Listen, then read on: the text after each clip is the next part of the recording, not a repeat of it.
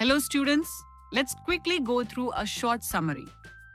कक्षा 6 की हिंदी पाठ्य पुस्तक का पाठ मेरी माँ महान स्वतंत्रता सेनानी राम प्रसाद बिस्मिल की आत्मकथा का एक भावनात्मक और प्रेरणादायक अंश है, जिसमें उनकी माँ के त्याग, संस्कार, साहस और नैतिक शक्ति का मार्मिक चित्रण मिलता है।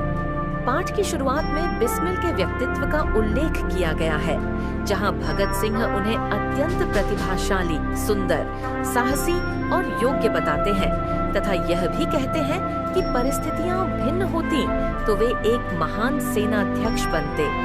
बिस्मिल का जन्म उस समय हुआ जब भारत अंग्रेजों की गुलामी में था और बचपन से ही वे स्वतंत्रता संग्राम में सक्रिय रहे। अंग्रेजों ने उन्हें जेल भेजा, अत्याचार किए और अंततः फांसी दे दी, परंतु जेल में रहते हुए उन्होंने चोरी छिपे अपनी आत्मकथा निज जीवन की एक छटा लिखी, जिसने लोगों में स्वतंत्रता की भावना और अधिक प्रबल कर दी। आत्मकथा के इस अंश में बिस्मिल अपने जीवन पर अपनी माँ के गहरे प्रभाव को बताते हैं। वे कहते हैं कि लखनऊ कांग्रेस में जाने, सेवा समिति से जुड़ने और देश सेवा के कार्यों में भाग लेने के लिए उनकी माँ ने ही उन्हें प्रोत्साहित किया, जबकि पिता और दादी इन गतिविधियों के विरोधी थे। माँ को उनके कारण डांट और दंड सहना पड़ता था, फिर भी उन्होंने कभी पुत्र का उत्साह कम नहीं होने दिया। बिस्मिल मानते हैं कि उनके जीवन का साहस, सत्यनिष्ठा और दृढ़ संकल्प उनकी माँ और गुरु श्री सोमदेव जी की देन है। वे माँ के चरित्र का वर्णन करते हुए बताते हैं कि विवाह के समय उनकी माँ अशिक्षित थी, परंतु आत्म प्रेरणा से उन्होंने पढ़ना लिखना सीखा, घर के कामों के साथ शिक्षा अर्जित की और अपनी बेटियों को भी पढ़ाया।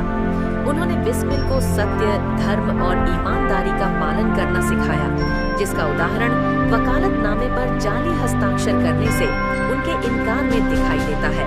क्रांतिकारी जीवन में भी माँ ने उनका पूरा साथ दिया, परंतु साथ ही यह आदेश दिया कि किसी की प्राणहानि न हो।